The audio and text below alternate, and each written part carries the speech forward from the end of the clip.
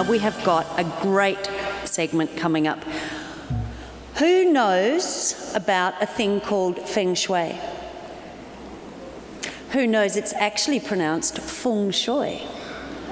I've just learnt that. You knew that. All right, that's terrific. I've just had my own Feng Shui analysis in the green room. I will share more of that with you later, because now it gives me great pleasure to present Jancy T Lew. She's a leading Feng Shui consultant and practitioner from the world of Feng Shui. That's right, Feng Shui. All right, I'll be back with you shortly. Enjoy. Hello. So, good afternoon. I hope everyone had a great lunch and that you won't be falling asleep anytime soon with the lovely weather now. Yeah, I was told from my friend who stays in Sydney that I actually brought the weather down from Melbourne. And she believed that because I'm a Feng Shui practitioner, you know, I can do magic with the weather. But unfortunately, I don't think I can. Now, it's an honor to be given this opportunity to speak here today. Thank you to Beth and her team. I have to speak about Feng Shui under 25 minutes. It's quite a challenging task, but I will do my best and I will try and keep you awake. So to tell you a bit more about Feng Shui, it's about energy flow. It's about finding balance in the energy of any given space. It's to promote health, wealth, success, and happiness. It's to find wholeness all around. It's ancient science, art developed 3,000 years ago in China, or more famously known today as it's a Chinese thing. Okay, so there are many different schools of Feng Shui, and there are many different ways to use Feng Shui. The most famous would be actually the four main classical schools of Feng Shui, which is the landscape and form, analyzing the surrounding of the property, how to tap the good energy flow.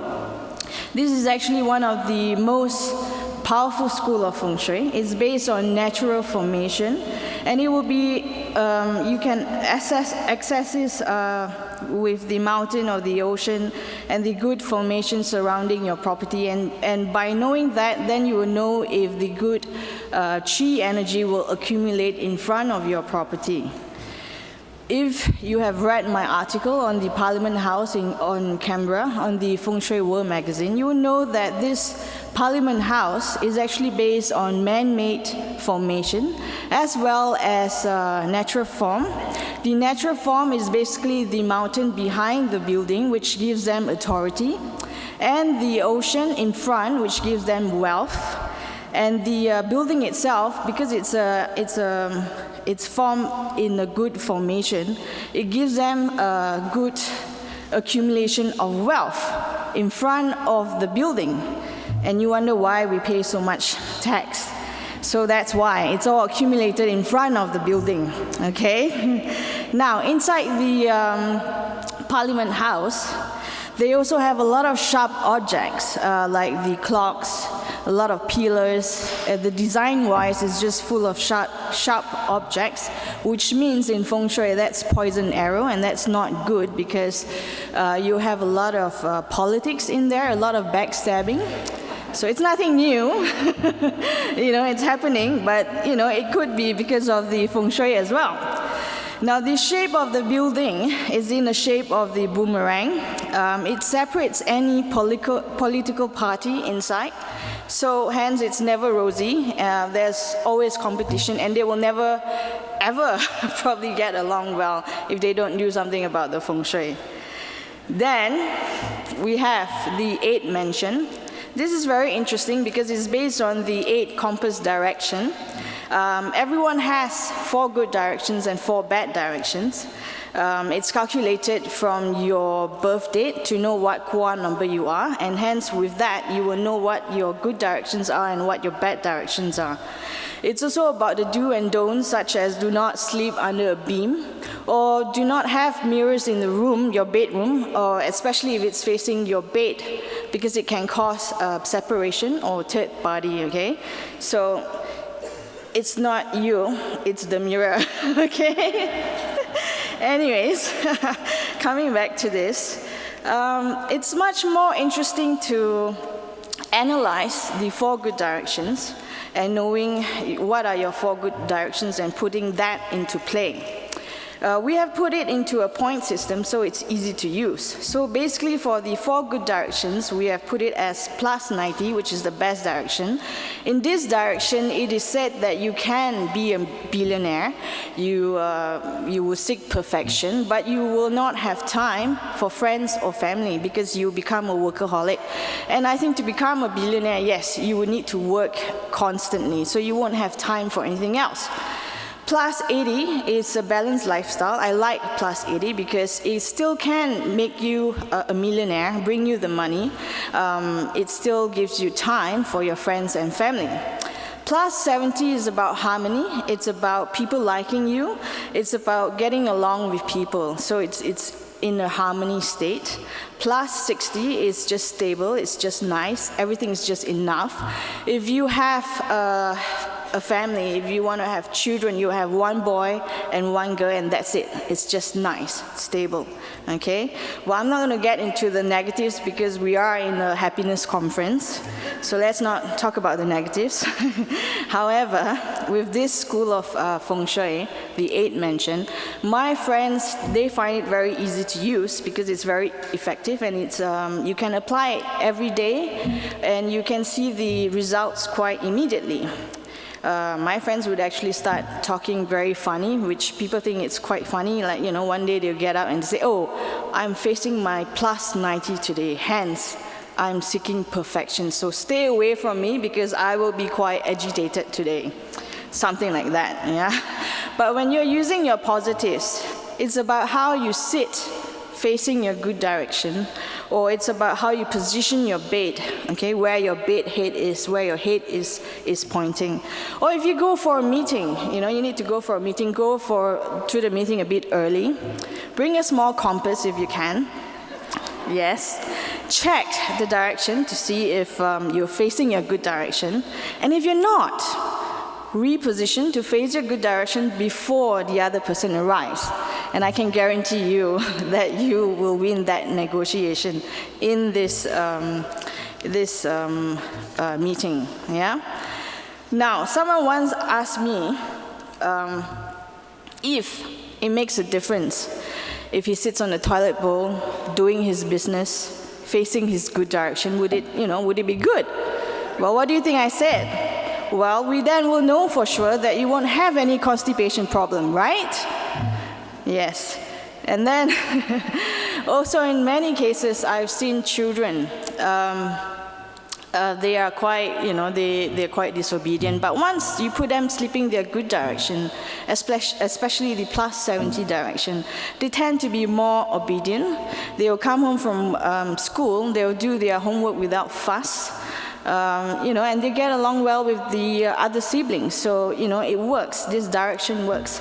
Even if you're single, you're looking for love, or you have a partner, you want to make it work, sleeping your correct direction, especially if it's a plus 70, it works. And with this 8 mentioned, you can also find out if your Kwa number can suit your partner's Kwa number. So meaning the pairing, whether it's a plus 90 pairing or a minus 90 pairing. And the best that I've seen is actually all the plus 80 pairings. Because I've seen some which is plus 90. Yes, it's the best. But then they may not be in love, but they can make a lot of money, but because they seek perfection most of the time, then they're not happy in other categories. And I've also seen minus 90. They are together, but they are totally opposites of each other. But this is actually best if you want to do it as a pairing in business term to check if your business partner is actually good for you, because it's tested, it's proven by my grandmaster and me. We have tried. And if you partner with a positive, you can actually gain millions. And if you partner with a negative, you can actually lose millions. So it's really tested and proven. Then the other thing is the flying star, which is the other main classical school of Feng Shui. It's based on the facing direction of the property, and then we calculate to find out where the numbers are, or the combination numbers are. And these numbers can tell you where the wealth location or health, love, and so forth is located at. Okay? The combination numbers are the most important to look at. It represents something and can tell you the situation of a household. When I was doing a lot of audits, I can actually tell by looking at the numbers if there was cheating spouses in the household, or arguments or financial loss, or if it's a loving family, or and they live in harmony. So you can actually tell with these numbers. But what's more important is that your property is up to date with the period flying star numbers, which is the period 8. We are all in period 8 now. There are altogether 9 periods, and each period is actually 20 years. Flying star do exist annually, or monthly, or daily, or down to the second, but of course we can't, change every second or every minute. So it's much more important to look at the current period numbers, and only use the annual numbers to forecast what is going to happen in this household, or what you're going to be expecting in this household. Okay, so the numbers can be enhanced or suppressed, depending if it's good or bad numbers, by using symbolic feng shui, or even using colors. Okay, because color, it represents an element. I once had a client who wanted immediate wealth. She wanted instant current wealth or money income. So I had to find a position in her home to put a water feature. So unfortunately, the only position that was available was where the infidelity sector is. But she was okay, she said, I can control it, I can take hold of it, I can balance it, it's no problem. She was very persistent, and I was not comfortable with doing it. But she did it anyways. 3 months later, she came back to me. She was depressed and upset because her husband wasn't coming home to sleep, and he has basically found someone else. The children does not get along with people, or not working well in their relationship. So it's quite important when you're activating it, because these numbers are very powerful. If it's done wrongly, it can affect the entire household.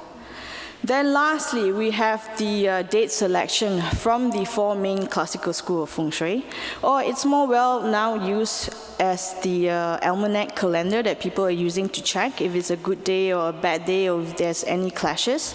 So this is done to ensure there's no clashes on that day, or to do something auspicious, such as important celebration, wedding, or signing important contracts or renovation works. So I found this to be very accurate and useful. I experimented against going against time and afflictions. Well, of course, I lost and had to face consequences. So timing is actually equally important. So these are just the 4 main school of classical feng shui. They are much more personalized and accurate, and they are actually based on your birth dates, your home, your surrounding, and also the interior of the house. The interior of the house can actually bring you harmony, or it can bring you a lot of sadness as well. So it really depends how you activate that space. In general, there are other easier schools of feng shui. These are just the subcategories which a lot of people are quite familiar with. And it's easy to use, and you can apply it on your own. You do not need to consult a feng shui master to go to your house to do it, because you can just activate it. And one of it is actually the 8 life aspiration. It's based on the 8 compass direction to find the location for wealth or health, love, and so forth, and how to activate this sector. We have seen houses where they have a missing career corner, and that would actually affect their work, to cause them to be unemployed and so forth. So yes, there are cases like that when you have a missing corner in your house. The other most famous one would be the animal horoscope sign. A lot of people can be familiar with this one. It's based on your birth year to what animal sign you are born into. It's going to forecast how the year would turn out, and how your month would turn out. So, it will be good and bad months. It's all in there, your good and bad months. So if you have a bad month, go for a holiday. That's what I would always say, right? it's best to do that, because then nothing would go right. Then you have the symbolic feng shui, which is very famous. It's basic and it's easy to use. A lot of people can relate to this because they like to buy, they like to shop, and they like to place things at home. So psychologically, yes, it can work as an enhancer or cure on certain areas of the property, or by wearing or carrying an amulet with you. This is quite similar to the 8-life aspiration, except it's much more personalized to your horoscope sign or your house direction, or where the annual flying stars are located. But the main objective of this is to know how to suppress or enhance an area. Then you have the readings, which is the Pachi, we call it, the 4 pillars of destiny, which is your birth chart, or the purple star destiny. This can tell you what your destiny is from the time you are born. So it tells you about your life, this life here, okay? Both can tell you, and then there's also the I Ching reading as well. But most people find it interesting to know their destiny, you know. But you have to be very prepared if you want to know about your destiny, because each time, in a lot of cases, they will end up crying. Because most destiny reading will bring you bad news, and it's something you do not want to hear, okay? It can have a psychological effect on you. And these people would normally feel that their destiny is doomed. But no, you can actually change your destiny once you know what you're in for. And this is where feng shui comes in. I remember once my grandmaster told me, why tell people bad news by reading their 4-pillar charts? You know, what happens if you actually tell them, you know, you're going to get into an accident next week and you're just going to die? Well, yeah, it's going to, you know, cause you a lot of emotional effect. It's gonna be a roller coaster for you. So why not instead help with good feng shui to enhance for a better lifestyle? So these are just all the different types of feng shui. However, you still need to look into the 3 dimension, which consists of the heaven luck, the earth luck, the mankind and human luck. These are the 3 dimensions of feng shui. Now, heaven luck would determine your fate, the condition of your birth, your circumstances, and what in Buddhism is known as karma. Earth luck is something within your control, comes from living in harmony with the environment, how we choose whether or not we wish to live in harmony with the energies of our living space. This is where feng shui comes in. Then you have the human luck, which is something we create for ourselves, something within our control. Good feng shui would always bring opportunities for advancement and happiness. Whether or not we take advantage of these opportunities or maximize it to the fullest potential really depends on us. This kind of luck is from your own personal sweat and effort. It is the only aspect of a person's destiny that is controlled to a large extent by man himself. In this Trinity of Luck, we always say the earth luck is 20%, the heaven luck is 20%, and the human luck is 60%.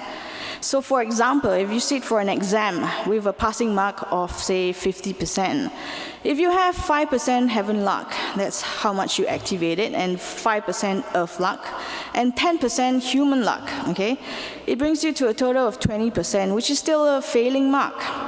If you have a full 20% of heaven luck, 20% of earth luck, but do not put any effort in your human luck, it's just a total of 40%. This is still a failing mark. So feng shui is only one component of the Trinity of Luck, and this explains that everyone has 3 types of luck. How and what speed this luck changes or magnifies depends on how we are influenced with the Trinity of Luck. So, and this is the context that feng shui should actually be understood and practiced. So if your heaven luck is good, feng shui makes it better. And this, when supplemented by your own efforts, improves your circumstances, making you more comfortable. However, if your heaven luck is not so good, then feng shui at best can reduce your sufferings and problems. Good feng shui can make you comfortable. It cannot make you seriously wealthy if that is not your heaven luck. I once did an audit for this couple who has infertility problems. Well, not really infertility problems, they just couldn't conceive a baby, right? So they consulted a lot of different Feng Shui masters and spiritual masters. They resorted to a lot of praying and doing a lot of charitable good deeds in hope that they can change their heaven luck, because they think it's because of their destiny they can't conceive a baby, right? So they tried doing everything possible. I had to go in there. I had to reposition their sleeping position to face their plus 70 direction to increase their fertility luck. I adjusted the stove. I activated some symbolic objects in the west sector for children luck. I did everything and I was dead sure it would work. To my disappointment, they came back a couple of months later, still not pregnant, and I began to ponder what I could have done more. And I decided to do a Q&A with them, a question and answer, right? And I asked, are you sleeping in the direction I told you to? And they said, yes. Did you activate the bright lights in the west sector of your home? Yes. Did you go into the doctor to check if you're both fertile? Yes. Well, to my understanding, when you're trying to conceive, there's a window of time frame of 14 days. And that's when the woman is fertile, or it's the ovulation period. And according to my gynecologist, this is the time where you have to have intercourse, alternate days. So are you two that hardworking? They looked shocked, puzzled. I was embarrassed because I thought I was a bit too forward. And then they said they've never heard of it, and they left it to fate to bring them the baby. So in other words, they weren't having sex at all, right? I'm not joking, this is a true story that happened a couple of years back, okay? They were very young and very innocent. So, moral of the story, good heaven luck, good earth luck, but no human luck, because they weren't doing anything about it, right? I mean, I tried to conceive for 6 years, right? I did everything Feng Shui possible for the earth luck. I made sure I activated the human luck. Yes, I had sex, alternate days. It was very tiring, and it was not much fun at all when you're trying to conceive. I made damn sure I put my feet up in the air. I lay in bed, I did not move. Okay, I did everything possible to conceive, but at the end, it didn't work. Okay, I think it's all about the timing.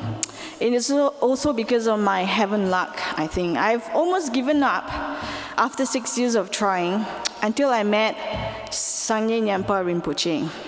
He did the oral transmission for me, and he taught me to recite the White Tara mantra for fertility luck. And also help from my dad, who did a lot of good deeds and transferred those good deeds on behalf of me. It does make a difference when you do something good and you transfer those merits, right? So I recited every day, daily, but the timing was still off. I was traveling most of the time. We were traveling, and we were not together during the ovulation period. So we decided to go and see a doctor about IVF and take things into our own hands, push human luck further, So as soon as we got back from our Shanghai trip, we went to see the doctor. Asked about a lot of questions about IVF, and then the doctor asked me a lot of questions, and then he said, "You're pregnant?" And I said, "No." And that's why I'm here. So we went back and forth arguing about this, and then he said, "Well, since you're here, why don't you lie down? We do an ultra scan, and then we'll know." So I said, okay. I lay down, and he told me to look at this little screen. And then suddenly, there was this little dot, just like a peanut, sitting right there at the corner of the sack. My husband and I, we were totally shocked. And yes, we were pregnant, and I must say we were very blessed to have this baby. And it only took 2 months to recite the White Tara mantra, okay? I'm serious. I say it's the mantra, okay? And the result, we have our baby girl. She's almost 2 now. Now, with this pregnancy, the current pregnancy, I made sure that the earth luck was good, the heaven luck was good, and there was a lot of human luck put into action, okay? Yes, there was. Yes, a lot of people are eager to have a baby born in the dragon year because they say that, dragon baby would bring prosperity and happiness to the family. And it's still not too late if you want to have a dragon baby. You have till April to conceive, okay? So morals of this story is you need to make sure your Trinity of Luck is good. You need to stay focused, have good vibe. If you want to change your fate or destiny for the better with heaven luck, do more charitable good deeds. It is proven that doing good deeds such as blood donation, which Australia is actually lack of, you should do more blood donation or donation of organs, be a volunteer and so forth. This can change your destiny for better, okay? But remember to transfer those merits each time you do something good. I have seen many transformation cases for the better. Practice Feng Shui to improve your earth luck. Be sure you are practicing it correctly, implementing it correctly. I always tell my friends and students when engaging a Feng Shui master to audit your place, make sure you find out what sort of Feng Shui they are practicing or what sort of school of Feng Shui they will be applying to your property, because Feng Shui is a very powerful tool. It can bring a lot of goodness or badness and can harm you if it's not applied correctly.